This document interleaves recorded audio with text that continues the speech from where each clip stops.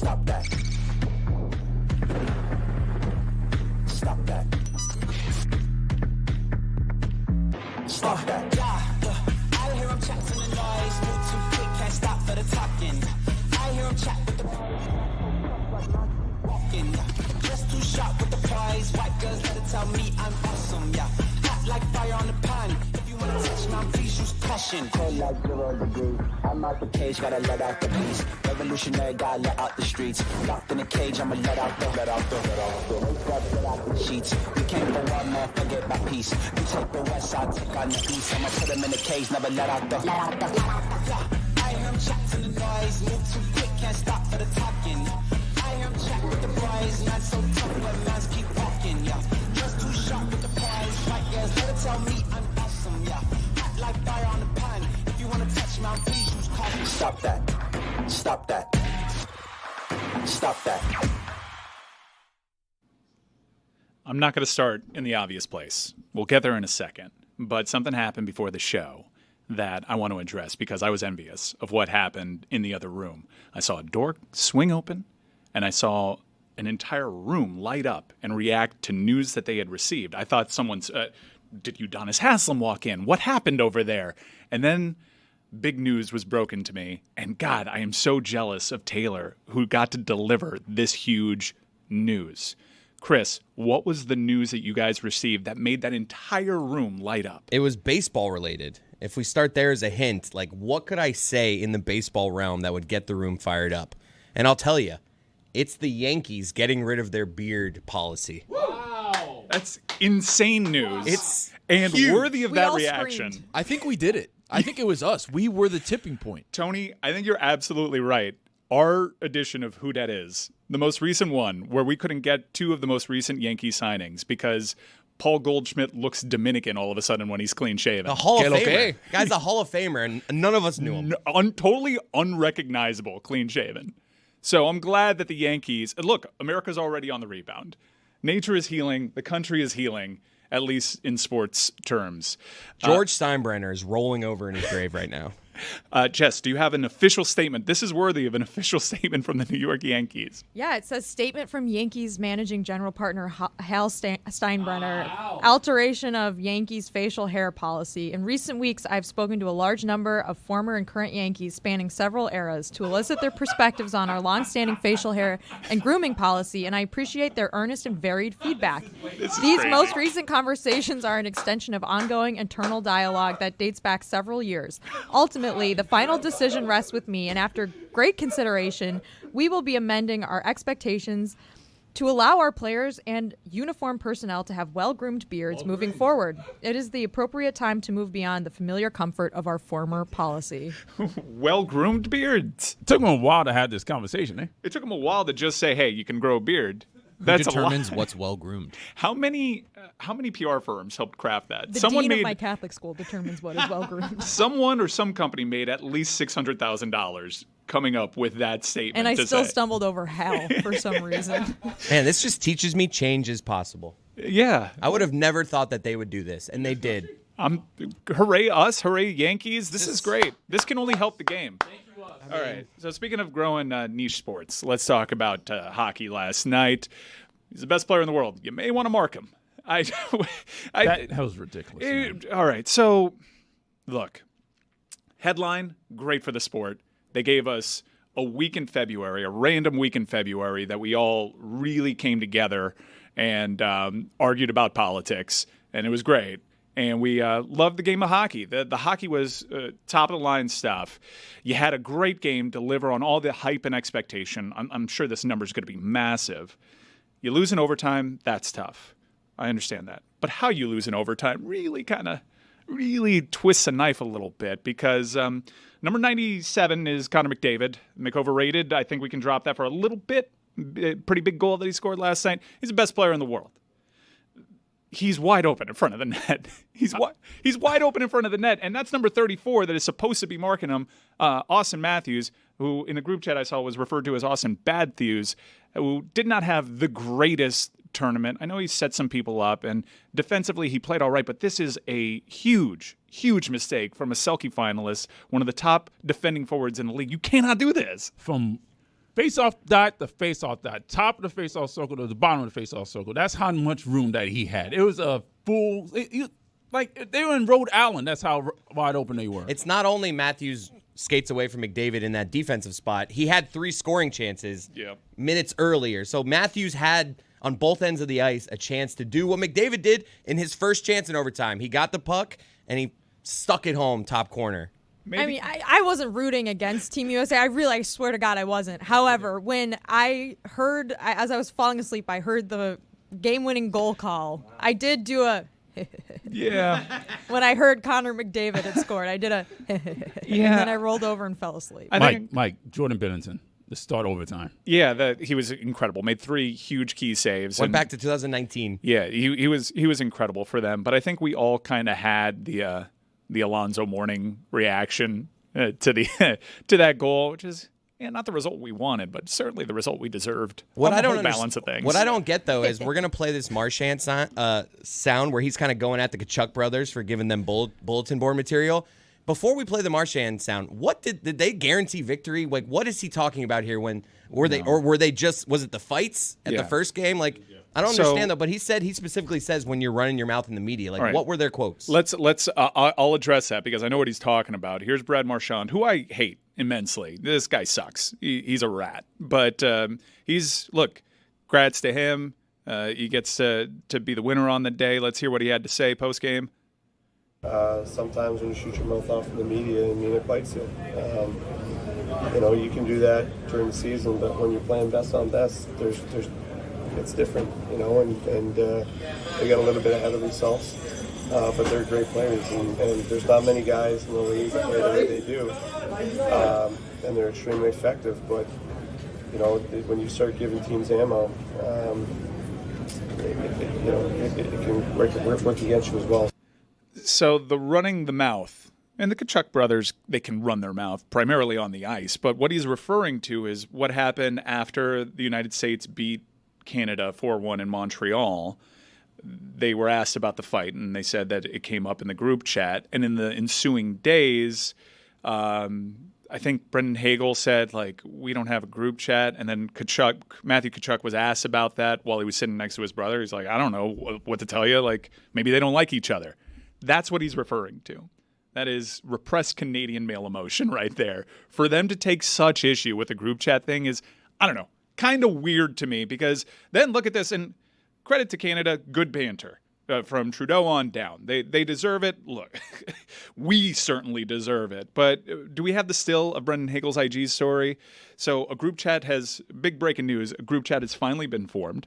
Brendan Hagel has given evidence of this, and it's called Champions with a big Canadian flag. And cool, I can see Sam Reinhart's in that. Glad he made the cut. Brad Marchand's in it. Sidney Crosby's in it. 227 unread messages. Is he in our hockey group chat? He must be in our hockey group chat. Man, that's a highlight group chat on a given day. But they're all just Ethan. Special. You have no idea how much that cuts for poor Ethan. There's at least 33% of the main group chats have Ethan muted. I love Ethan though. When he's in, he's all in. He's all in. Volume shooter, but he makes some occasionally. Love you, Ethan. Ethan is wearing a hockey jersey today. Again today. As a big surprise. I guess he's going to a steakhouse after the show. Tune into Mystery Crate to hear that story. Yeah. All right. God bless Ethan. The group chat thing is weird. They're really seizing on it. I guess, man, you want to talk really reaching for bulletin board material here. It's USA Canada. When you have the president insulting your country as a whole in 51st state, to seize on the group chat thing is a little odd. I don't really get what's happening there. But let's go back to the macro, the whole theater of this thing that culminated with last night's incredible moment. That was an all-star game. Was that the immediate pivot, Chris? You've got to be all-star kidding me. tournament. Was that the immediate exhibition? Great exhibition. I mean, honestly, I felt better about USA losing when I saw how indifferent they get their chance with the cup like they do with the Stanley Cup. They didn't care. Dude, the hockey players with Stanley Cup, they do a full lap around the arena. It's you can see them oh my God. The Canadian guys with that trophy, they went 10 feet, turned around, handed it to the next guy. It did, I know I'm reaching here, but it did make me feel a little better about the loss. Yeah, a couple reasons for that. No one grew up wondering about the day that they might possibly lift the Four Nations Cup. I mean, it's just the Four Nations. I just love the way we were talking about this 4 days ago. Oh, no, I cared like so it's much. the greatest event that was ever created in the history of sports and made the NHL far surpass the NBA and everything And that it we've would have ever been imagined if the about US leagues. won. And if the U.S. won, Best it gets would have it. been the greatest thing that's ever happened. But as we said, it was just a geopolitical moment that was sweeping everybody up. And it will never, ever, ever, ever be as cool as it was 4 days ago. All right, shut up, Connie. You could do the four. You could do That's the enough. Four Nations Cup that's for enough. 100 Yeah. years. It'll never be you as wanna cool talk as it was 4 Wemby? days ago. I'm sure let's talk Wemby and how the NBA is in shambles right now. Look, NBA is not in shambles, by the the NBA way. is It's insane dead. what you guys have NBA been is doing. doing a NBA great is job. dead. Crazy people. I love the NBA. What? What? So, No. Jeremy, you seized on that. I don't. I wholeheartedly still stand by my statements. This was awesome. This was the biggest thing. I would love to have won it. It hurts Glad you to enjoyed lose it while it was cool. It's still cool. It was still the best, and like I can't wait for next year in the Olympics. Now we have a great storyline. They hadn't played best on best, these nations, in 11 years, and all you had was, a historic rivalry. The U.S. got the better of them in the World Cup of Hockey in 1996. I remember watching that as a little kid and knowing what a big moment that was. But recently, when these two nations have met in finals, it usually ends in heartbreak. In fact, Sidney Crosby has 5 medals to his name, 5 gold medals in international hockey. The United States as a whole have 4 in their history. So we are absolutely little brother here. And it was weird. It was weird in how the politics of it, the media coverage of it. We somehow gave Canada the right to be the underdog in hockey.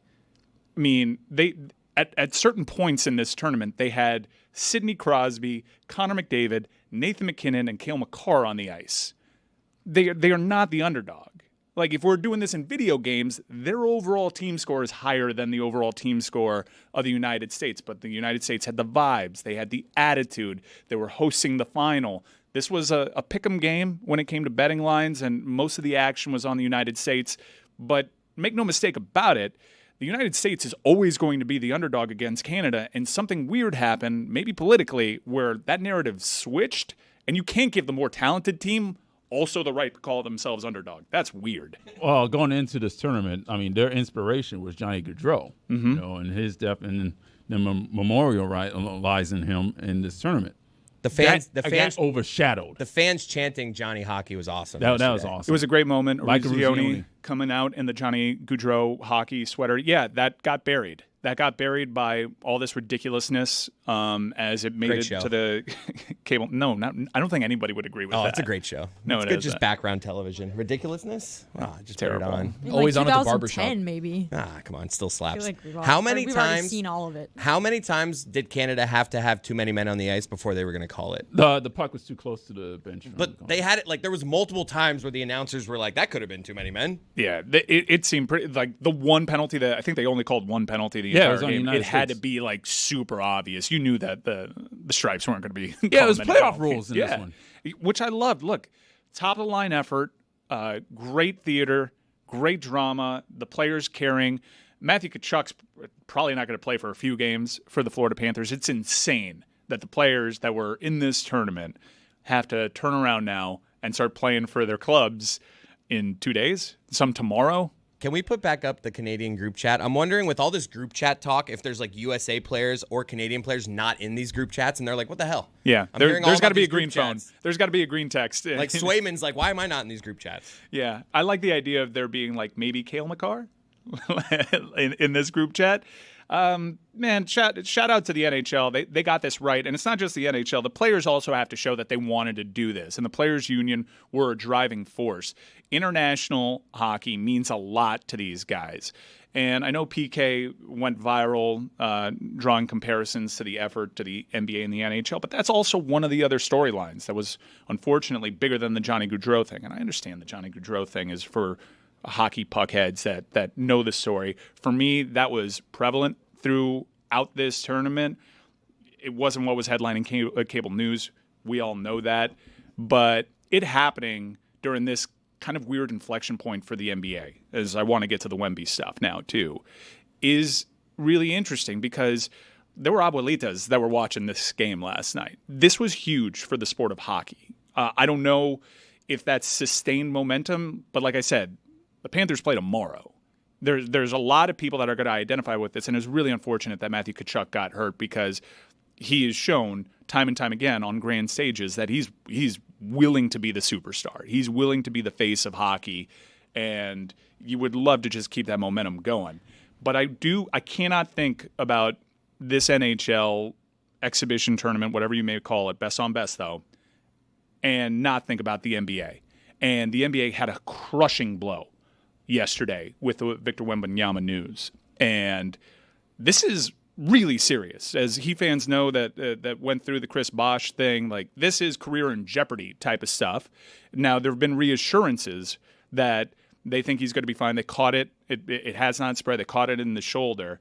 But this is a really scary thing. Tony, were you the first on this beat?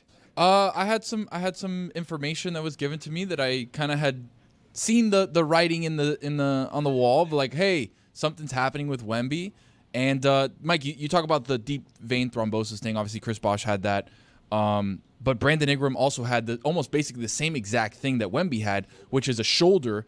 So I'm not a doctor. Obviously, I only play one on TV. But thank you for clarifying. Those blood clots obviously can move around your body into places that I think Serena a couple years ago had one like in her chest, in her lung or something. Like there's a lot of things that blood clots can do. Luckily, they caught this. They were talking about how Wemby was very sluggish, how he was very just kind of like, he looked tired. He looked exhausted 24/7. Obviously, you're playing an NBA schedule and flying and doing all these different things. You're going to feel pretty exhausted. But the team was like, wait, something just isn't right here. Obviously, ended up finding that he had that. It's tough for the NBA right now.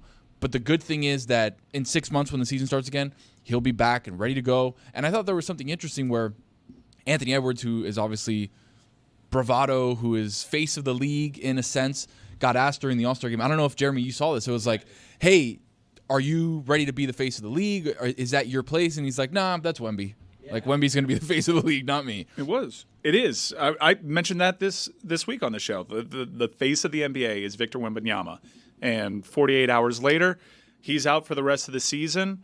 And there were some Bosh parallels because when Bosh had his second one, remember, Bosh bounced back after the pulmonary embolisms. And then there was like a weird skills competition, and Victor Wembanyama had a weird skills competition, which feels a little weirder now with the news. Funny. Yeah, and so there are parallels there. For Bosh, when the second one popped up, he's on blood thinners for life. That's not necessarily going to be the case here for Victor Wembanyama, it was actually the solution. The cure for Chris Bosh is what caused the end of his career, which was the blood thinners. That's exactly right. And with Wemby, he will go on blood thinners to fix this blood clot, but that's the whole thing. You really can't play sports on blood thinners. That's why heart issues become a thing and players are immediately out of the league. So for Wemby, at least the reporting thus far and everything that the Spurs have said indicates, like Tony said, he'll be back at the start of next season, and they'll go from there. They right now were a couple of games out of a play-in spot anyhow, and so they have their own first-round pick. If you're looking at the future of the Spurs, him now missing this amount of time and getting them in the top 3 or 4 of the draft landing Cooper Flag inevitably. Stop that. We can't let that happen. Nope, I'm just letting you know. We can't let that happen. If you don't think that's a possibility that they end up in the top 3 and land, if not Cooper Flag and Ace Bailey or whoever is going to be right there to help catapult them with De'Aaron Fox and Victor Wembanyama. I mean, look, it's the Spurs. All that said, this is a scary thing. Anytime blood clots pop up, you're worried for the future of anyone's athletic career. With Wemby being everything that he is, not just as this athletic freak who was going to win Defensive Player of the Year, who's one of the most dominant forces in the league already in year 2, you also have all these guys like Anthony Edwards across the league embracing that's the guy. Wemby's the guy that all of us are willing to look at and go, he has everything that's needed in terms of personality, in terms of demeanor, in terms of competitiveness to be out here as the face of the NBA. So when you miss that guy for the second half of the season and a chase for a play-in spot, of course, that's awful news for the league. I'm wondering what this did to his memorabilia market, because that's Wemby's the hottest name in terms of cards and memorabilia. So I wonder if Are things crashing? Are people buying low? Like, how do you? I think it's a huge blow, not just for the Spurs. However, the first name that I thought of was Chris Bosh. The second name that I thought of was David Robinson, because the Spurs were in a similar position. They had David Robinson. He got hurt. They put themselves in position to get Tim Duncan. And if they get Cooper Flagg out of this whole thing, that's incredible for the franchise. I don't like it one bit. I don't like it one bit. But I think fishy. The league could have really used Victor Wembanyama in the postseason. I think it's a huge blow. You worry about the rest of his career, because if this pops up again, you have the very recent comparison with Chris Bosh that, okay, that's blood thinners for life, right? We can't. He's a liability out there. You can't put him out there, and that's hugely unfortunate. And I'll address the elephant in the room with my initial Victor Wembanyama takes. This was not what I had in mind. Okay, when I talked about his long-term health and his fragility, I was thinking maybe ankle. All right, and knee, yeah, ligaments. No victory lap for you today. Yeah, no victory lap. I was made very uncomfortable with the amount of text messages and DMs that I got. Like, Mike, Wemby. You were right. You're like, wait, what? It's a dub, an unfortunate dub. A victor lap would be funny. How are you taking a victory lap today? I feel like Jer Bear should be taking the victory lap. For being right about everything involving hockey ever? Whoa. How are you right? How was I right? Are you politicizing this? The last Yeah. I'm politicizing? Yeah, Okay. you're politicizing. Yeah, it was this. me. That's- it was me. that's I was bad the one who ball out of you. politicized Let's just it. think, I from was the the one hockey- who did that. The last week and a half was awesome for hockey. Yeah, it was super cool. There was also a lot of politics involved. With Yeah, it. and everything I said was right. What'd you say? What did you say? Remind On me. Tuesday? Yeah. What'd you say? When I told you guys that inevitably Team USA would embrace Trump because the overwhelming majority of the roster is right-leaning, and so in turn, when he embraced the team, they would continue to embrace it and politicize it in a moment that only was being followed by the abuelitas that you mentioned because of this political moment, and all of those people will drop off the face of the earth, and the tournament will never be as cool again. Did So they you are embrace it? I didn't even. Well, see the apparently he's embrace. done in-depth Politicizing reporting, it. and he's It's seen me. like their voter I'm the registration. one doing I'm it. asking, what did they do to embrace him? I didn't Every see. quote that came out after Bill his Guerin. phone call. Bill Guerin. No, Oh, not every I'm- quote. You got a quote from J.T. Miller and a quote from Bill Guerin. And there was I'll find another one Yeah. if you'd like. No, And but one you've from clearly Trump. seen all their voter ID Did he cards. give them a pump-up speech or something? He too? spoke on was it Bill Guerin that came in with the Yes. speakerphone? Yes. All right, so we know where Bill. I think it's safe to say, given the Fox News interview hit that Bill Guerin did, where he lines up politically. And remind me of given his title? quotes. He's a general manager. Yeah, that's right. What does that mean? He knew already. Mike why are you Jeremy's an asking the ally. questions? Mike What does Jeremy's that an mean? ally. Would you Come like on. me to go into the political donations of Pat Riley and Mickey Arison? No, but we should do that while just, Dan's out. That would be a hilarious bit. Let's Well, we know do what it that is. and We throw a actually know blanket what over. Pat Riley's Let's donations throw are, let's but throw a okay. blanket over an entire organization because of a general manager. Well, and Look, players and Look, I mean, it's I'm not safe to assume. crazy. I understand what you're doing. Was he You're rooting for the Canadians? I definitely. Was this guy rooting for the He was definitely- Canadians? Oh, the Canadians aren't conservative, not at all. No, the Canadian hockey players. No, Wayne Gretzky's only playing golf with 45 and 47 all the time and being encouraged to run for Prime Minister of Canada. The great one. Yeah, the great one. So, look, there's conservatives everywhere. We have to try our best to make this work. I don't like it either. And yes, I looked at the screen cap and I tried to identify who's smiling. I know who was smiling. Austin Matthews, you got a huge smile on your face. I know what you want to do with Matthew, and I'm not so sure there, pal. No, I think it's more progressive. Actually. Yeah, just given, if you want to read into quotes and what Matthew Tkachuk has said, I know he spoke very excitedly, proud to be an American at the White House, but What he's do also you been. expect him to say? Yeah, he's one of the captains of Team USA going into this tournament. What do you Of expect him to course. say? He's been really good about shielding that, but when it came to the rainbow stick tape, Matthew Tkachuk's been on the right side of that. I think Matthew Tkachuk is playing this about as well as you can, but I don't know the political leanings. I think it's safe to say No one's asking you to go like Player by Ross, player. player by player. It's just that I've seen fans say that the current feeling of patriotism is a little icky when the president of the United States is threatening the sovereignty of our friendliest neighbor, threatening tariffs, all of that. I think that was Jeremy's point. Mm-hmm. And that it would have been embraced differently had you been said it. Because we were talking about this in the context of the NBA All-Stars and the NHL All-Stars. And obviously, if you were sending the NBA All-Stars up to Canada, this all goes We would a be little rooting bit for them, differently. too. Yeah. Oh, it's not who we would be rooting for. I root for the United States of America. I I'm don't not know about that, buddy. anti-American. Like, so sure. Okay. We'll put it on the poll. fine. Put it on the poll. Is Jeremy Taché Are you guys fucking anti-American? crazy? I just get what think you're if saying. you re-listen to Tuesday's show, You might have a different perspective. Jeremy got shouted down on a number of points that were then proven right within 12 hours. But again, Yes. he's lifting up a JT Miller quote and a Bill Guerin quote and projecting that over an entire team, which I think is a little unfair. I'm projecting it over a moment, Mike. I'm no, talking about you cannot how, talk about this moment without the politics. Right, that's all I did from the beginning, was saying how this I moment... think if you re-listen to this segment, you would feel a little bit well, I'm differently. taking a victory lap. Yeah, a victory lap. But that's the thing. You're taking a victory lap, and Victory rat. look, I'm sure this wasn't like when the U.S. women were being attacked by then 45. And that was kind of ideal if you were on one side of the political spectrum because you got to be a patriot. You knew where you were aligned ideologically with the players, and it was like a great moment. Megan Rapinoe, that's like, okay, yeah, you get to pound your chest and wrap yourself in the flag. You get to be patriotic, and you get to stand up to someone that is your oppressor the way that you feel. Like, that's a great moment. This one's way more complicated. Right. As is everything right now. Overly complicated, and I do not like from a side of the aisle that during the Kaepernick thing wanted a clear division of politics and sport.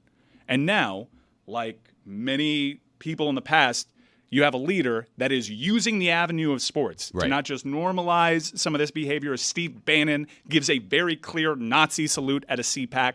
Yeah. Very clear Nazi salute. Like, this is abhorrent behavior. I understand why it's hard to disassociate some of this stuff. You know where I stand on this stuff. I have a very difficult time reconciling what's in the news. But then I hear Freebird. Right. And I see players. This is the whole thing. There's a lot of athletes that former athletes that are conservative that I'm friends with. I live in Miami. It's why the echo chamber thing is insane to me. I'm a second-generation Cuban. We don't even have to do all of that. I think the point is just that a lot of people are trying to pretend like this wasn't tense for a particular reason last week. A lot of people are trying to pretend that that's not the case. It was only as intense as it was because of what the moment was. And that was what I was saying then, and it's what I'd continue to say now. I think it would be plenty intense, and I don't think the intensity from the players would be any different if that storyline was not there. Trust me when I say You're right. But from the news perspective, he's right. What I'm talking about is the gloms of people who have flocked to what this All-Star weekend was, who had zero interest in hockey before this. Press secretaries alike. Correct. Yes. And so I'm with using you. it That as a ticked me vehicle, off. and the issue for someone on my side of the aisle, whether you're as far to my side of the aisle or a little bit closer to the middle, it was a difficult thing to put all of that aside. To find nearly myself impossible rooting for to. these guys who, by the way, like the Panthers on the team, Matthew Tkachuk, like these guys are awesome guys. I'm not trying to disparage any of those human beings for what they were going through. It was a pretty intense thing to have on your back on top of wanting to, honor Johnny Gaudreau. There's a lot going on Hugely unfair, there. I think, to these players.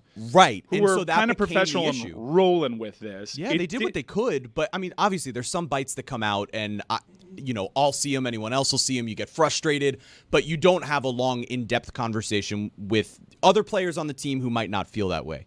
At the same time, it became really difficult to view this game and this tournament through any prism outside of what an administration that is, at the same time, doing some of the most heinous things I've seen while I'm alive on this planet, and then wrapping themselves in the American flag around this hockey team. It's tough. I get you 100%. I can say that the players, they didn't care about that stuff. That was not really talked about. Like That's totally And that's fine. not the I'm point. just saying, like, Justin Trudeau tweeted last night, you can't take our country or our game. Politics was a big part of the storylines of this tournament, and that's, I think, just It's why 1980 mattered, right? That tweet did acknowledging. numbies, though. 9.4 million views. big numbies. Look, Chris and I were in a group that went up to Montreal.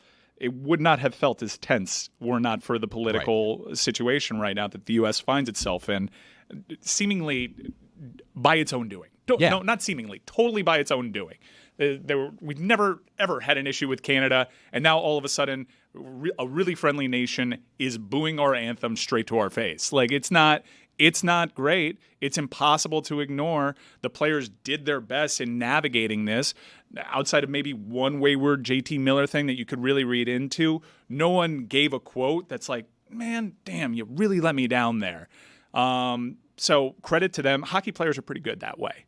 They're not going to give you too much because then Brad Marchand may seize on something totally innocuous. I do want to say, though, that I want to credit this team for how well that they handled all this stuff. They could have come out and made this an uber distraction. They didn't. They let it. Hey, there were people, Jeremy, and people that feel like Jeremy, that were tuning into this specifically because they wanted to get one over on Canada because the cult of personality is such. Yeah, you're already on the 51st state, and it's kind of like Republicans buy shoes too. Like Team USA, they did nothing to dissuade puckheads that really didn't want the politics being infused into this kind of tournament. They did nothing to dissuade us from it, really, and they certainly didn't do anything to dissuade the people that were coming to this game for that too. In terms of being able to capture a market and know how to grow your game, I got to say that the players played this to perfection. I have my thoughts about Bill Guerin, but what can you do?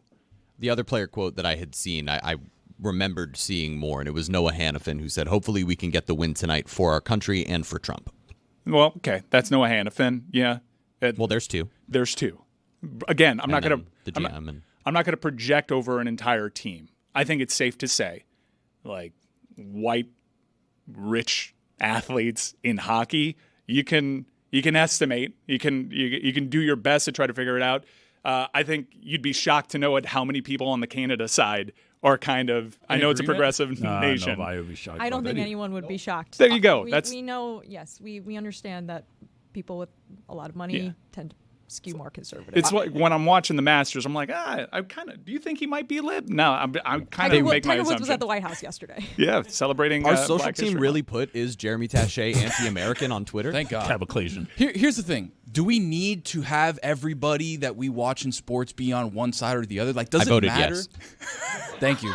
I'm going to vote yes after. But does it matter? Like, oh, this guy's Republican, this guy's a Democrat. Like, we're watching the games. Like, are we really that invested with the polarization of politics? In this moment, to be like, yes. oh, man, JT Miller said Tony, something. That's Oh, not what we're oh, talking no. about. But that's not what we're saying. But you guys are parsing. This is You guys a are parsing. sporting event between I hear you. teams that represent two countries, where I one hear country you. is But we do threatening this the other across country. all sports. Oh my God, Tom Brady said what to who? He's got a hat where? Like, we do this all the time. Oh, this person is progressive. Okay, great. What I don't I'm gonna like, root for him more. What you I know don't. what I mean? What I don't like is Well, yes, that's a because message. progressivism stands for like having basic human rights Yes. at Right, this but point in history. but my like, point do you is- believe that gay people should be married? I don't know. Well, my if you point don't, is I this. might judge you a little bit for But my that. point is this: Exactly. we're watching a game, right? Mm-hmm.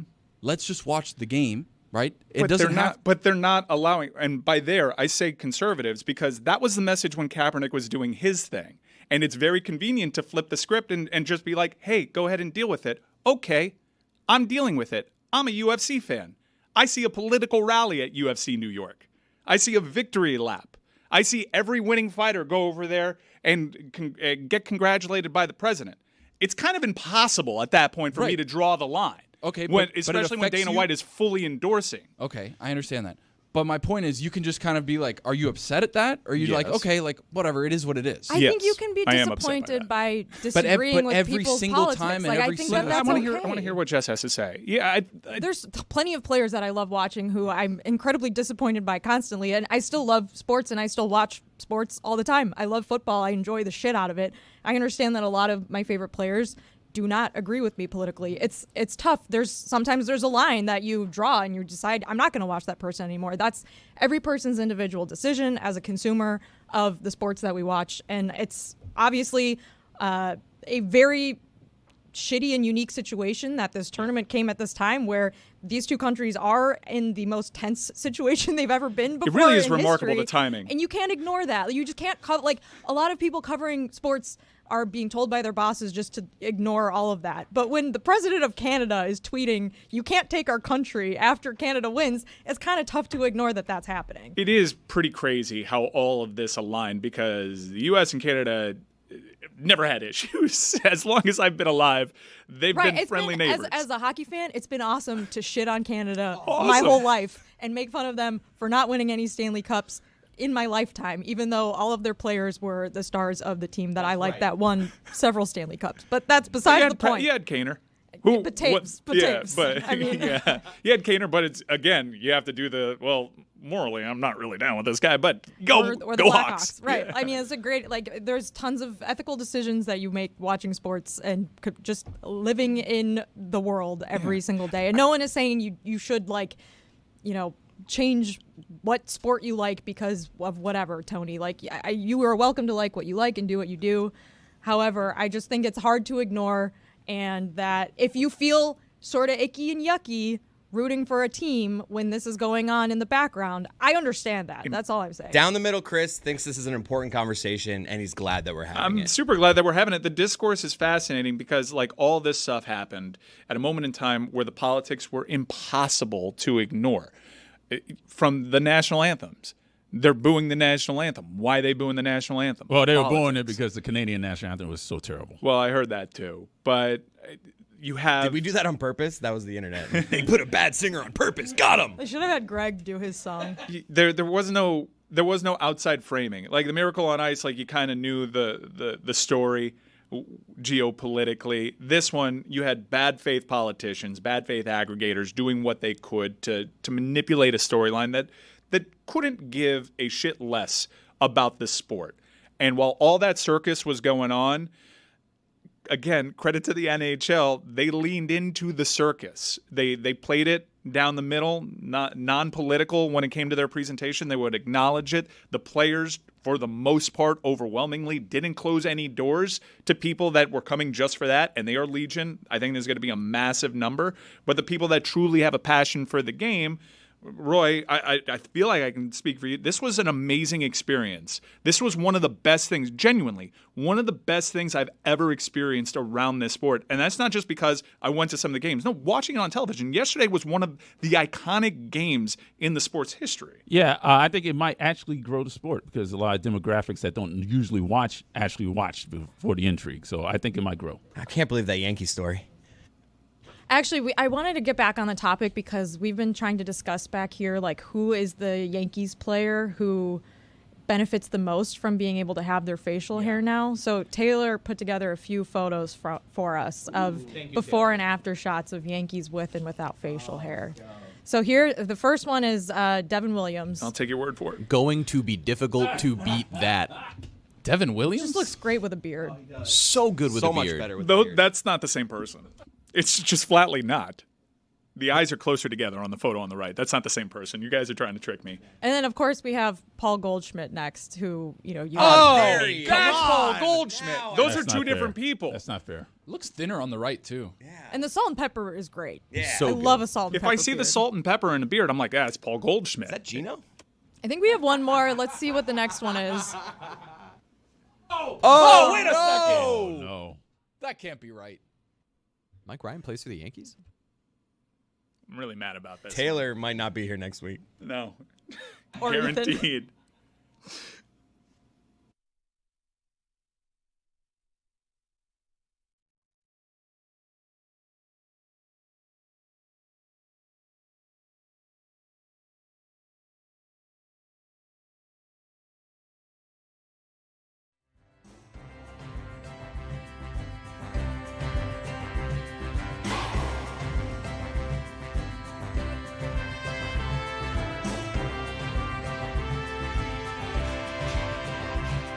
A game so big, one can only dream of the brightest light shining on your team. But if my team's not there, why even go? With no one to cheer on, I don't get the show. Oh, tell me, you got the reasons. You got the reasons. Take me there. Take me there. Just take me there.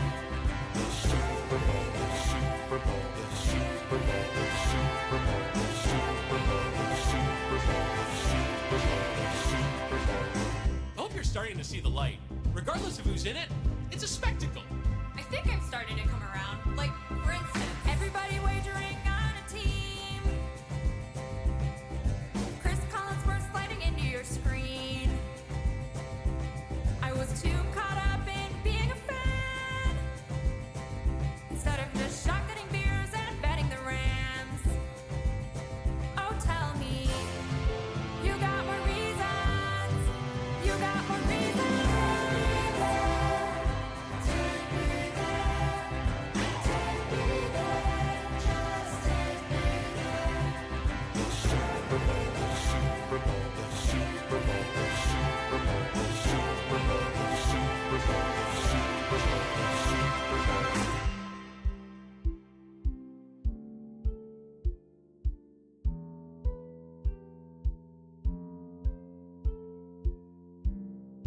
Anything you want, everything you need, you can get it all. Pat McAfee, writings on the wall, what's it gonna be? You'll see Marshall Falk and Mariucci. Anything you want, everything you need, you can get it all from Dominique. Writings on the wall, what's it gonna be? You can get it all. Kyle Brandt's Hemis. Going out west for the Super Bowl. Going out west for the Super Bowl. My team's not there, but I'm gonna show. My team's also not there, but I'm gonna show. Everybody knows it's bound to be. Everybody knows it's bound to be The greatest night for you and me. Come on now. Take me there. Take me there. Just take me there. The Super Bowl. The Super Bowl. The Super Bowl. The Super Bowl. The Super Bowl. The Super Bowl. The Super Bowl. The Super Bowl.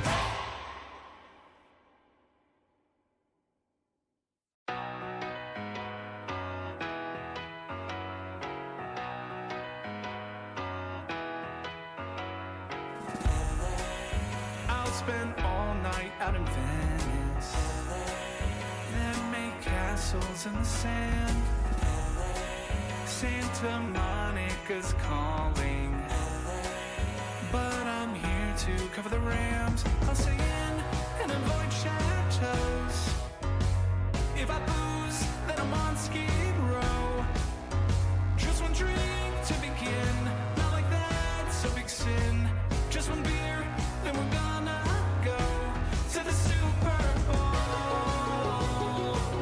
Now, Mike, you know we're here to cover the big game. It's a time to be professional and avoid all the temptations the City of Angels may have to offer. Ain't that right, Jess and Kate? That's right. We're just here to ask quirky questions to grown men wearing their full uniforms without pads in a convention hall. Oh my God, is that George Clooney? It is! Baby, one scotch at the Roxy. Come on now!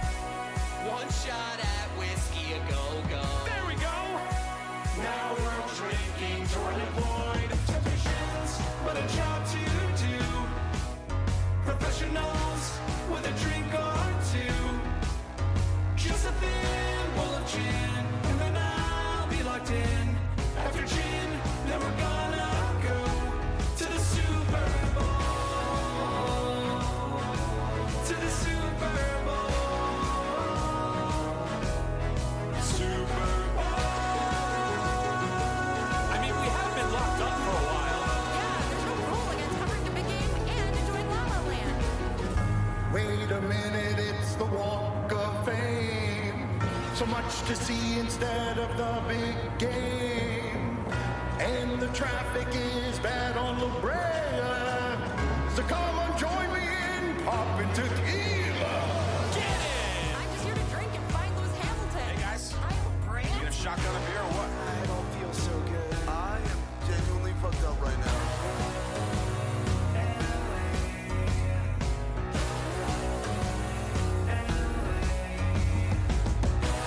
To the Super Bowl. To the Super Bowl. Super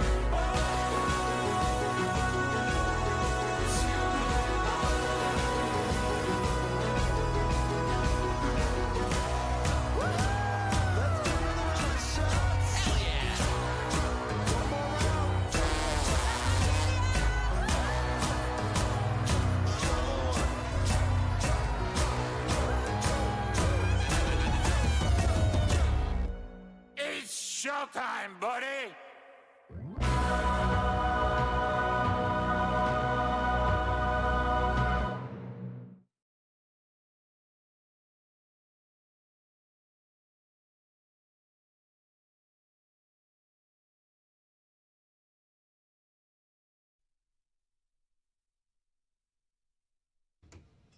This episode of the Dan Le Batard Show with Stugotz is presented by DraftKings. DraftKings, the crown is yours. We need to fire Taylor. That was pretty rough. That was not cool. I'm mad on your behalf, man. How did he know to pick the photo from the behind the bit video? He's got a big smile back there, by the way. I just kind of leaned over and looked through the window. Your most insecure photo of all time. Oh, come on. Not great. Hey, I got breaking NASA news. I've been NASA? NASA. Okay. Yeah, I've been kind of ticked off. You've been following the asteroid. Don't put it. But I see it in preview. Do not put that photo back up. It was up. It's off now. Okay. Do not. Jason, you're a gator. You're already on thin ice. All right. So let's chill. All right. So daily, whether or not we're going to be here past 2032, it's Please fluctuated. Give me some good news. I've got bad news for you. The percentage, which had been at like an all-time high, 3.2, I guess not all-time high, but NASA really wasn't around for the time of the dinosaurs, if that's what happened. NASA has just announced new data gathered last night dropped the December 2032 impact odds of the asteroid to 0.28%. What? All right, so we're good. Already? They dropped it back down? Let's clarify, though, because I was worried that this was like an Earth ender. This is just a city ender, right? No, it's like maybe not even that. I mean, it depends on where it hits. Yeah. But still, it's obviously all bad, but that's better than Armageddon. Yeah. Like I was thinking. Well, it and depends the other on day, your point of view. Our room out there was just poo-pooing 3%. They're like, oh, 3%, we're still good. I'm like, are you guys bleeping crazy? No. And We were also, still good. I had read that it was like too late to do anything about, which I was like, I saw Armageddon. You got plenty of time. Maybe not enough time to turn astronauts into drillers, but you certainly have enough time to turn drillers into astronauts, as Michael Bay taught us. But as this story turns, because every day we're going to have huge swings on whether or not NASA's lost all credibility with me. Because I could wake up tomorrow and you could tell me it goes up to 6%. I'll be like, all right, cool. It's been that kind of thing. It's like following the stock market. Like, what's up? Oh, it's up to 6%. Oh, no, what are we going to do? No, it's back down to 0%. Also, okay, what do we just do? not now. We got enough going on. And I'm not, look, this is not a can that you want to kick down the road buying too gold. far. Well, we're bringing it all back. Check Fort Knox. Potentially. I saw Zagacki last night, by the way. Mike was, this is why I will never make fun of Mike on air ever again. He graciously gave me his courtside seats for the Miami Hurricanes game as they hosted Notre Dame last night. I sat 3 seats down from Brianna Stewart. The Notre Dame, one of the Notre Dame staff members was like, yeah, we were trying to get courtside seats for Skylar Diggins, who was there, and Enrique and Jewel Lloyd. And we couldn't find any. And I was sitting in Mike's seats with Lehman, and we had one empty seat next to us because we don't have any friends to invite that wanted to see the game. And I was like, you could tell Skylar she could come sit by me. So you saw Josie? I did. He was calling the game for ACC Extra, and it was electric. I see him all the time, and it's never not Very awkward. Always awkward. I mean, you've been with me to a game where I just like have to walk right back. That my walk is I have to walk right behind Josie. I think we both kind of know. I hope he doesn't. I know he's not a fan, but a tough one for the University of Miami. They did lose by 40, but Notre Dame's the good. Plus side, Notre Dame is the number 1 ranked team in the country. Notre Dame's really, really good. And look, Hannah was dealing with something. Carson Beck was at the game. Carson Beck, he's always at the game. I was like, is he bending the elbow? Is it full mobility? How does he look in person? The same. No, I'm saying like statuesque. Does he look good? He's large. He's tall. He's big. But also, his hair is small. Cavenders are both Hair smaller. is small? It's a Philly. It's always sunny thing. The Cavenders what? They're small. Yeah, so the Cavenders are very tiny. Also, so Notre Dame made these 3D printed pocket-sized point guard little figurines for their backcourt, Hannah Hidalgo and Olivia Miles. Olivia Miles is electric. Hannah Hidalgo is great, and everyone knows that, but Olivia Miles, electric. One of the greatest passers in the women's game. And seeing her in person was, her court vision is crazy. But anyways, I got these cute little figurines. I got a question about the met figurine. Olivia Miles after the game. We took a picture together. It was so cute. So you say 3D printed, but what's the line between 3D printed and just like whatever we used to do that wasn't 3D printed? Like handmade? No, like how would we make a little plastic figurine before 3D printed? ChatGPT. I don't know. I guess it depends what it's like a little machine would maybe make like it? a mold. Yeah, but like we'll get on that. Crack research staff. Just should reach out to the innovation lab in South Bend that printed these bad boys. Yeah, but Haley Cavender is a brilliant passer, and going to those games are a great experience. Jess actually, look, there was plenty of reason Miami season hasn't gone fun. well. It's a good atmosphere. Good environment. Better than I went to the Notre Dame Miami men's game, which was a Saturday night game a couple weeks ago. That's toxic. And I told 3 teens sitting behind me I was going to call their parents if they didn't shut up. Because they were being very loud and they were being very inappropriate and saying inappropriate things behind me. And they laughed and then they stopped. So I got my mom voice down. I scolded some kids. I had an unnamed producer from the other room tell me the other day that the UM men's basketball team is one of the worst teams he's ever seen play. They haven't seen Notre Dame's men's basketball team. Yeah, this is the worst UM men's basketball team I've ever seen. And for them to waste all that momentum from back-to-back really deep runs in the men's tournament is really kind of heartbreaking. As you know, I was a blue blood. I knew ball better than anybody when it came to college hoops. And for me to you should be in my house when Cynthia asked me, hey, are we going to the game? And I just laugh her out of her room. I literally would rather do anything else. Well, it's a very exciting time to be a women's college hoops fan and a women's basketball fan in general with Unrivaled tonight. Just a lot of fun things happening. And if you're someone like me who didn't watch NBA All-Star or the Four Nations tournament because you were watching college hoops, there's a lot coming up this weekend, so very exciting times. Yeah, I should clarify. It's the men's hoops team. Like, I love going to the women's games, and I know that this season's been disappointing. No, you clarified. Don't worry. Yeah. Women's games, electric. Men's games. Yeah. Yuck. But Hannah Cavender played in that game. Hannah Cavender had her car stolen.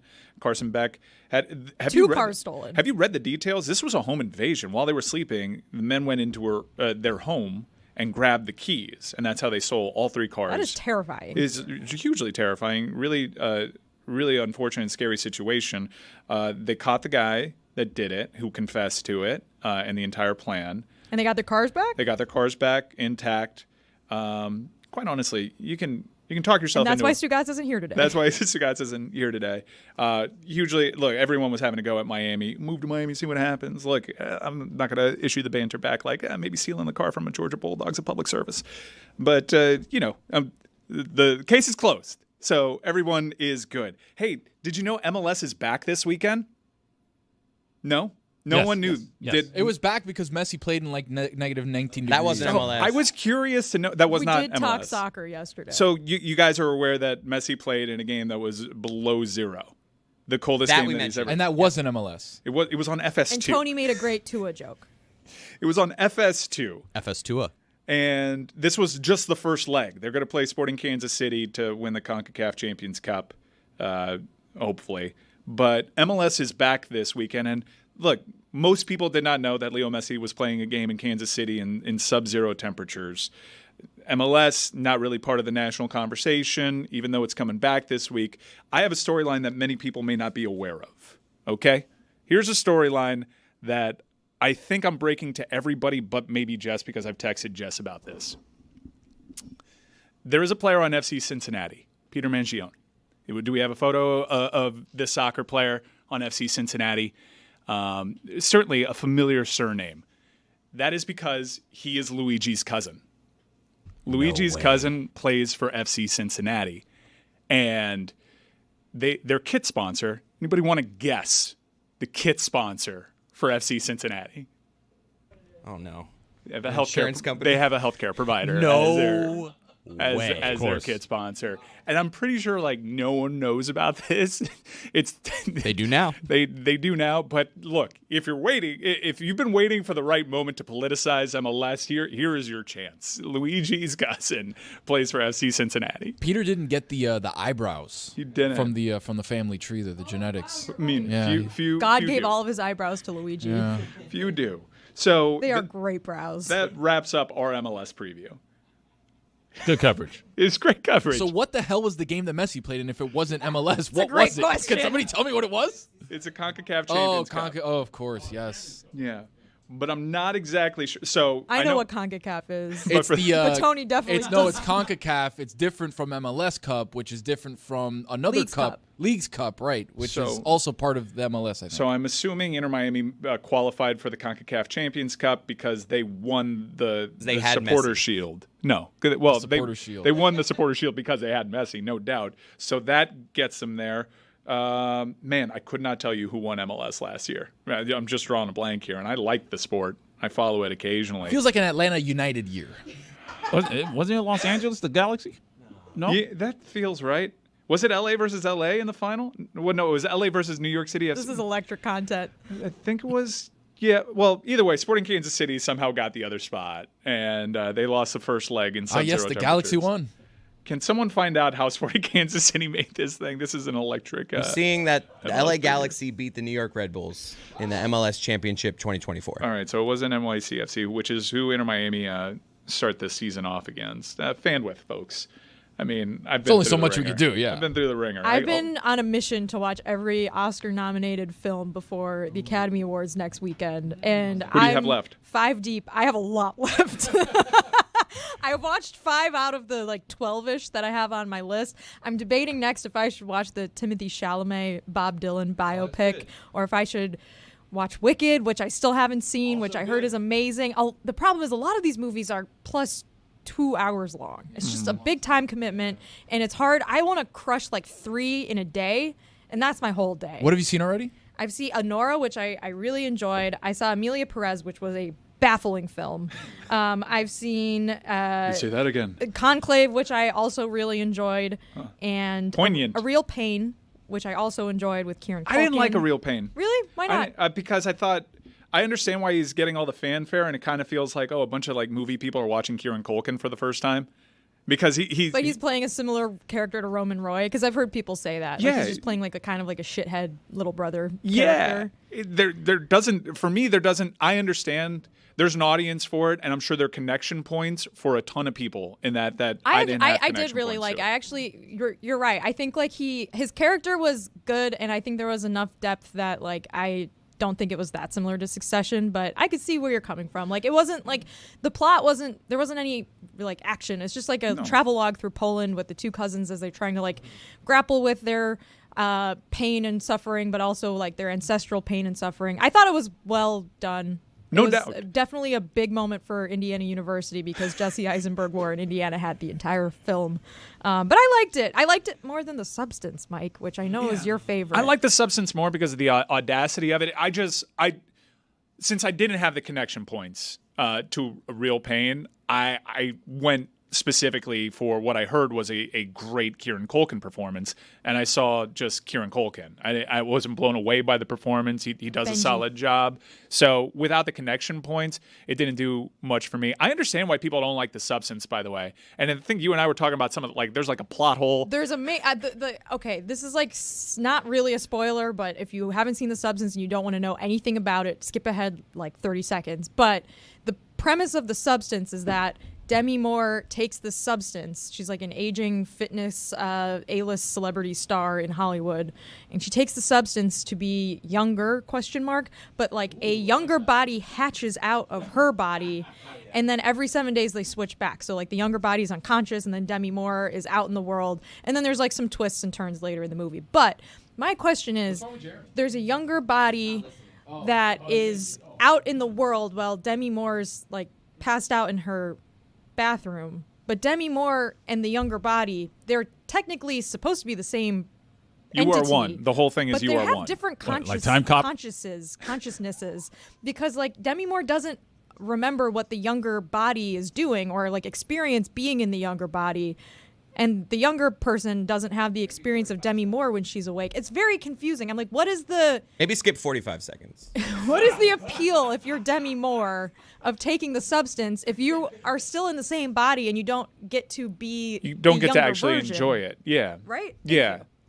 Or you have no recollection of Yes. enjoying it. And when they really hammer home that you are one, well, of course, one of them is going to go all wonky on the other and be greedy with their time with the substance. So I do think, it's not a perfect film at all, but I did like its audacity. I did like that the performances were visceral and they went for it the way that they shot the it. effects were amazing and the acting was good and it was disgusting to watch. Yeah. And so it gets major points for that. I need to get to Conclave, but so far Anora is my favorite. I love how many different, they really nailed it with all the different types of cardinals.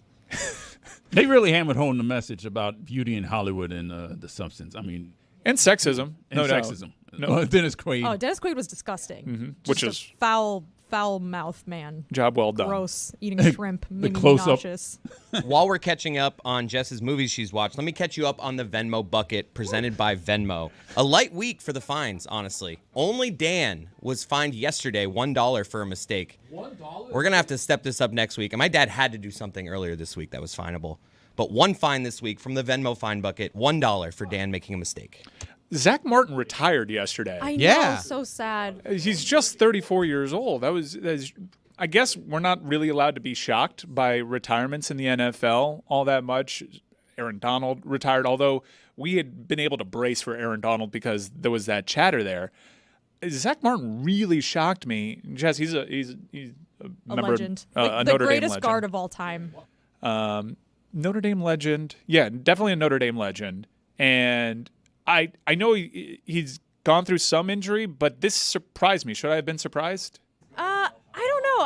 I wasn't that surprised. I mean, he's made so much money with the Cowboys. I don't know exactly what triggered it now, whether it was like just not wanting to sign another extension or whatever his contract situation was. But I don't know. It feels like he has been in the league a long time, and it is a very taxing position. Mike Golick Jr. is the expert of all things Zach Martin, so we should have him on just to ask him about Zach Martin. I guess I'm not allowed to be surprised anymore when someone retires, especially someone that has made their money. And that gets me to Dalton Connect, who I want to talk about, because there were actually developments on this story, Jeremy. It would seem that the trade, like everyone's pointing their fingers at the Lakers right now for this Dalton Connect failed trade. Update the people, and then I want to talk about like how people are psychoanalyzing Dalton Connect, which is a little unfair. By the way, Bruce Matthews would like a word. Essentially, it seems as though the Lakers are the ones that went back on the trade with Mark Williams because of the physical. And so they end up with Dalton Connect coming back to their team, Mark Williams going back to the Hornets. And it was just a really awkward time. J.J. Redick, when Dalton Connect had missed a game before the All-Star break, kind of, to me, left Dalton Connect hung out to dry by telling everyone that he still needed time to process what had gone down. Because to me, as a coach, you're supposed to kind of shield players from that sort of thing. But it let the media and a whole bunch of people on social media go after Connect. It let Mark Williams go back to Charlotte. And it's just been one of the most awkward things I've ever seen. And I think there was a tweet yesterday or a post from Mark Williams that I'll try to go find now. That, it was from that Jeff had something to do Schwartz. with Yeah, it. Okay. It came out and said there's nothing wrong with Mark Williams. Like the Lakers were wrong about this. There's been independent doctors that have come in and basically cleared Mark Williams of, hey, this guy is not damaged goods. Because the other thing is he's coming up on a contract this upcoming year, and you look around saying, well, if the Lakers denied a trade, why would we pay him any money? What leverage do the Hornets have at all? So that post by Jeff Schwartz was like, all right, wait a second. Mark Williams is good. The Lakers just kind of had buyer's remorse. The official quote from Jeff Schwartz of XL Sports Management is, the overwhelming sentiment after conferring with multiple nationally recognized doctors is that the Lakers should not have failed Mark Williams on his physical. Well, that changes the narrative quite a bit. Completely. Because like the onus was falling on the Hornets. Oh, you played this guy to increase his trade value was the narrative that was going along there. But I want to focus on the Dalton Connect thing. And you said something interesting. It is I agree. J.J. Redick should have done a better job here. He's still learning. This is a teachable moment. It would have only bought so much time because, remember, Dalton Connect, maybe because of the actions of J.J. Redick and how he exacerbated some of this stuff, he sat out some of the Rising Stars stuff, like the All-Star Weekend stuff. And at that point, you don't have your coach there to protect you. You're going to have to start answering some questions there. I have a tough time with this one. And I understand where people are coming from. Like, this is a business. You know what you're getting into. You've been grooming for this moment your entire life. You get to the league. You understand the association is a business. It didn't work out. You go back to a place that you don't feel wanted. I do actually think that this newest revelation does make it easier for the Lakers to welcome Dalton Connect back in that, look, we failed him. We shouldn't have. That's because we knew how special you were, Dalton.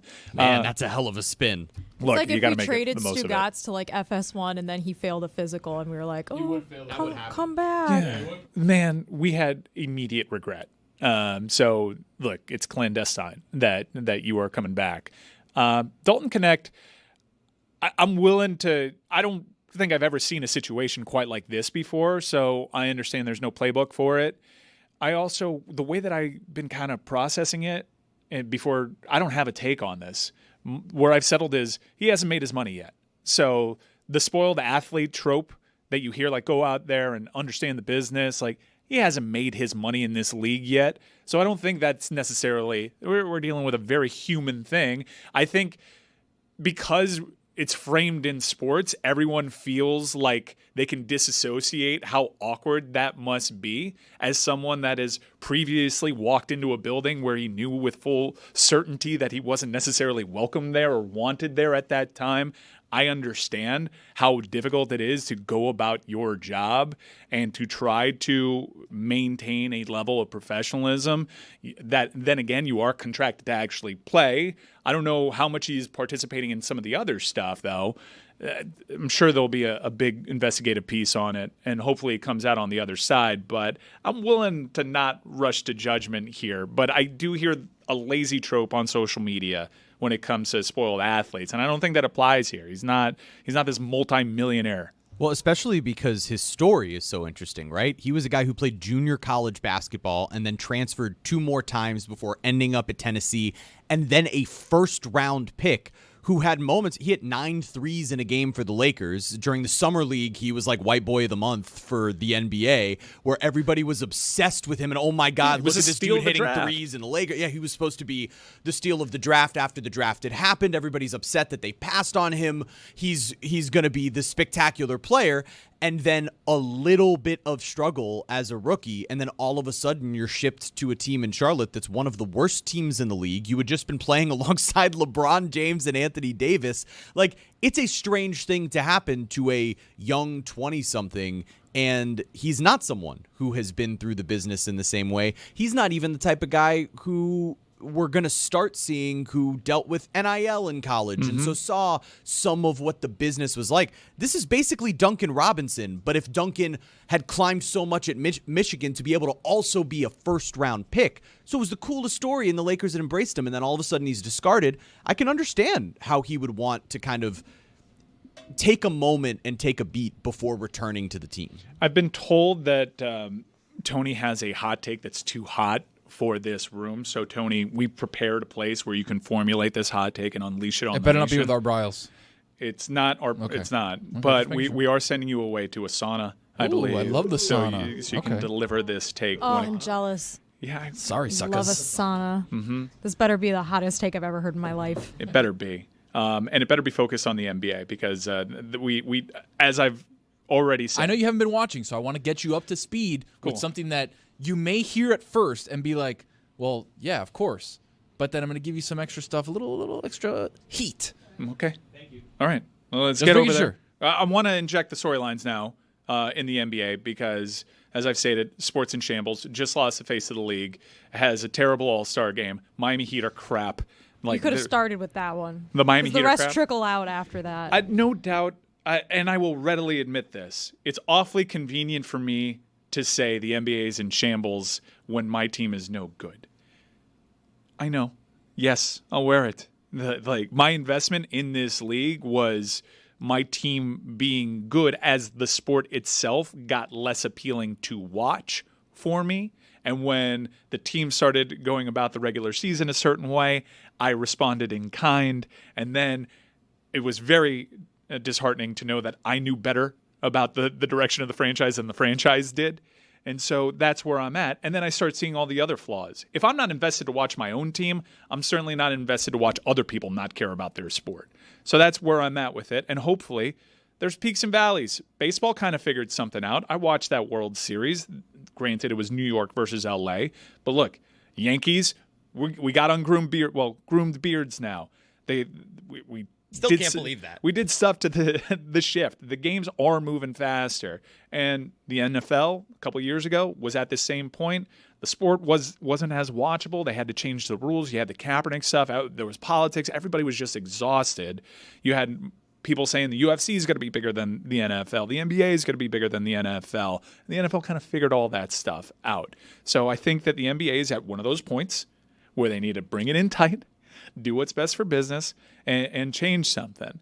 But I'm a little distracted by what I'm seeing right now because I wasn't fully prepared. I was not fully prepared for how this was going to go down for Tony's hot take. So, all right, that is a bit of a shock. Hey, good for Mally. Yeah. No, Mally, sleeper. We're not showing it yet. We're He waiting. was right. They're still previewing the shots, so don't reveal it yet, guys. Mally's a sleeper, but oh man, the cockles of my heart are warmed right now as I'm watching First Take and Stephen A. Smith have to formulate hockey opinions. This is great. This is actually a great proving ground for him, as he's going to have to, one day possibly talk about the Balkans. Well, they're doing it through the prism of how can this impact other sports. So they're like, hey, Stephen A., just bring it to other sports. Yeah, which is why they're dragging out PK. And Damian Woody as well. Well, Damian Woody was there too. Well, Damian Woody's an Islander fan, so I can give him a pass. But Stephen A. Smith, Well, it's particularly interesting as MLB and ESPN have announced their kind of mutual separation moving forward after Amazon? this season. Is this Amazon? I'm not sure where it goes. Amazon or Apple do seem like the logical places, right? And that Apple has already created a TV package around MLS and has learned how to do that. And they have an MLB game. And they have an MLB game already. Amazon obviously just announced a partnership with the network regionally that carries so many teams and allows. Well said. Avoiding some certain things. Yeah, we're giving you credit, pal. Thank you. Keep it going. I appreciate it. That was earnest. I'm Sorry. totally I said stopped. it in my sarcastic voice, but it was earnest. Thank you. Appreciate you. Well said. That's better. That's a lot better, actually. That's much better. Still it felt condescending. The first but one it couldn't have wasn't. sounded more condescending. Well said. I think everyone understands your position. Proceed. Thank you. There's so many confused people listening, though. Nonetheless, or people like me that just once they realized, oh, you're going to charge me what for that? No thanks. There's a package for that network It's to not be that on bad. Amazon Prime Video now. And so with that, you would think that that's a space where a certain network and Amazon Prime might be interested in getting in with MLB. Clearly, Major League Baseball, in what their statement was, this was a mutual thing. They talked about ESPN being like a declining network. And as they try to figure out how to discuss hockey, they're leaning away from talking about baseball. So this is one of the most interesting inflection points in all sports, right? NFL is the only thing that we understand exactly how it works in terms of TV nationally, and it's going to stay that way. But hockey has had recent changes. Baseball's about to go through a change. Basketball's about to go through a change, going with Amazon Prime and NBC, which you can only hope those two networks will know how to market the game better than ESPN has in the last 15 years. Because all ESPN has done is react to the decision and decide that, ratings go up for the decision. Let's make everything about transactions. MLS went through this change as well, and I don't think it was a good change. It's not always a good one. No. That's what's interesting. I don't know how Sporting Kansas City is eligible for the CONCACAF Champions Cup. And that's not a thing that happened to me before when these games were more accessible. Now, I couldn't really follow most of the league because the way that they stacked their games was a lot in the same window. But I was locked in on what Inter Miami were doing. Now I'm kind of just living my life once I got priced out of those season tickets.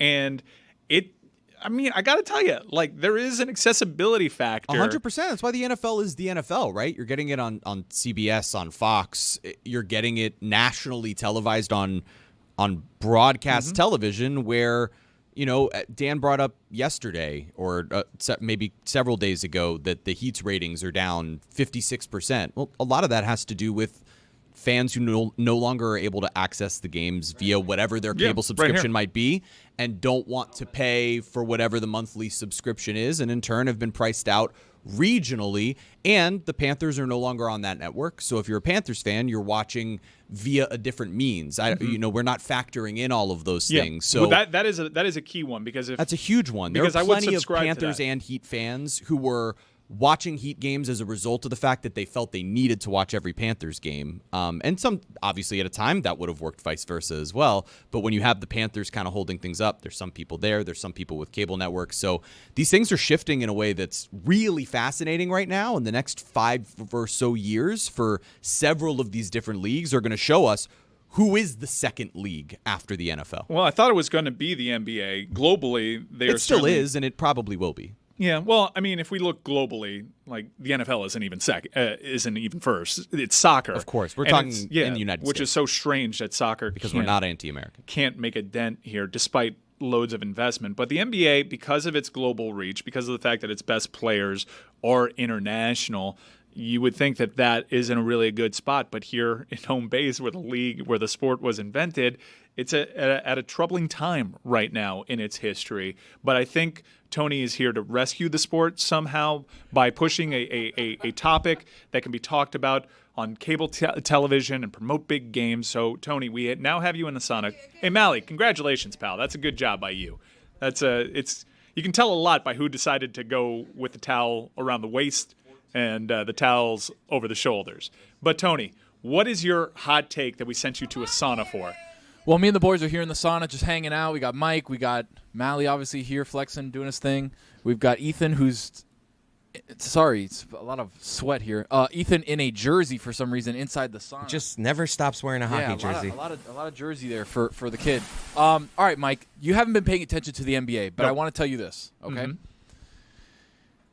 SGA, minus 500 to win the MVP. Really? Minus 500 to win the MVP. He's that good. He's been arguably the best player on the planet.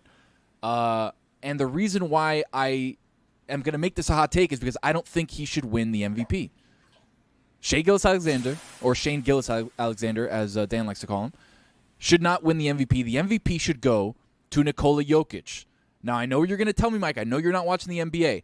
Obviously, he's the best player on the planet. He's the best player in the world. Of course, he should win the MVP. The reason why, and I want to bring in Jeremy, too, to help me with this because I know he's in on the analytics and the numbers.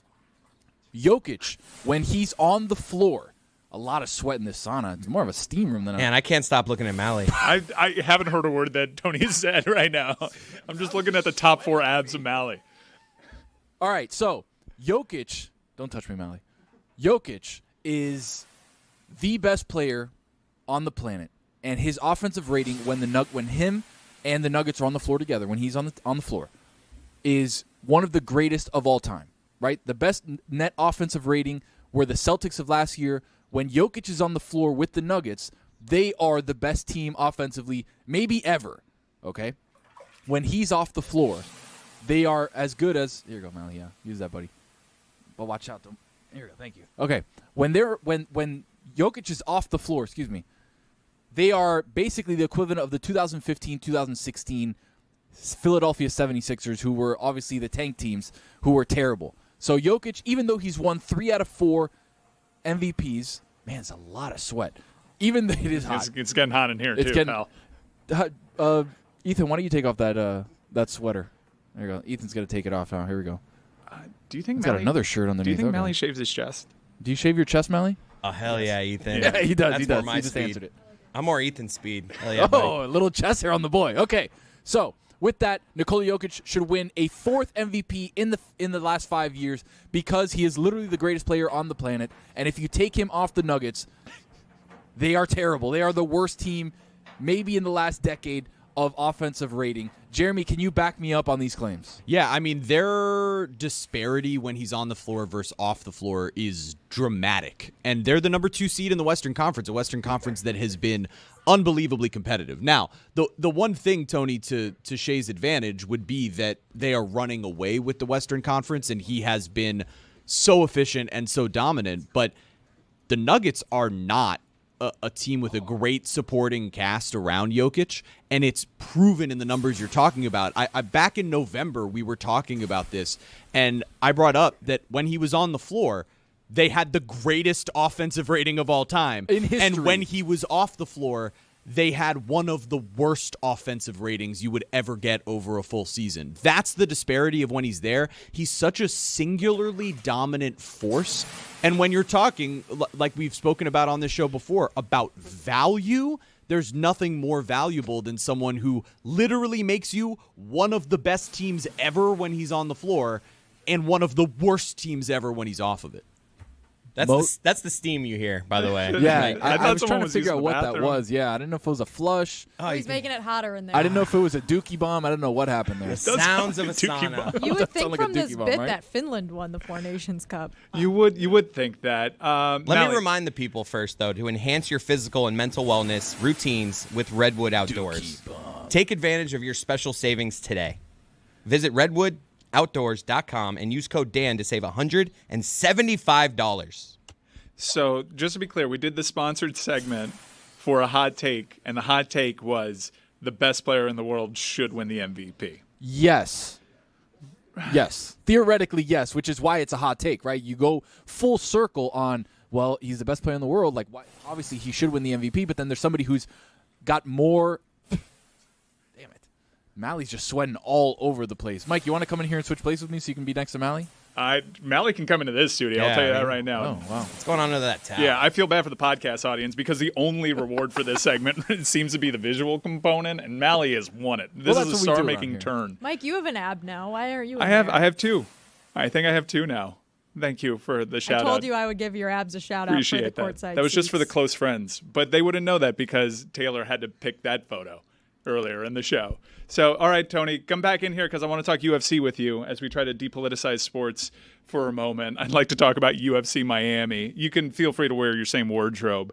But, Jess, you mentioned you're doing your deep dive on the Oscars and how time-consuming that is. I'm in a similar boat. I've got a lot to watch. So I need you to, essentially cut out two films. Now, I'm pretty sure Amelia Perez, that's done. We're not doing that one. But I need another one that you just know that I'm not going to jibe with because I know I got to watch Conclave. I've had way too many people tell me that Conclave is a banger. So what should be next on my chopping block? Conclave is a banger. Have you seen Anora? I loved Anora. Okay, I knew you more would. Sex in that film than I've ever seen in my entire life. Really? Yeah, I read this article that said the Oscars are afraid of sex because certain films didn't get nominated. And I'm like, there is more sex in Anora than you can possibly imagine. There is a lot of sex in that film. It's a very good movie. I haven't seen it yet, but I've heard don't waste your time with The Brutalist. So The Brutalist is 3.5 hours long. Exactly. I think it just went on video on demand. I kind of need to see The Brutalist. Man, it was the odds-on favorite, and then this AI controversy sprang around The Brutalist, which I don't get all too much. I saw the director speak on this AI controversy. For those that don't know, in post-production they used artificial intelligence to refine Hungarian accents to make it more authentic rather than just let the performances speak for themselves, which sometimes is a good thing. Look, if you watch Blake Lively in The Town, you wish that they used some artificial intelligence because I don't know what that accent was. Oh, man. And I know you haven't seen the new season of White Lotus yet, but Parker Posey and Jason Isaacs are getting killed for their Durham accents, which I love. So sometimes accents can be a huge distraction. I don't know how many people would be nitpicking the Hungarian accents, but this seems to be a big betrayal of artistry. But I thought the director acquitted himself nicely in that, look, we're trying to make an authentic film that speaks to certain people, and you literally want to speak to them. You don't want them to be turned off. Yeah, I also get people that are concerned with the AI creep into the arts. But yeah, there is a lot of AI used for certain programs on computers and cameras and things like that are sort of widely accepted. But I think it's a worthwhile, to borrow Chris and Stugotz's line, I think it's a worthwhile debate, and it's still something that I don't know if anyone has really a perfect answer for yet. Because yeah, there's helpful uses for it, but also we should maintain some sort of humanity in the arts. We should have had this entire discussion with Mally shirtless.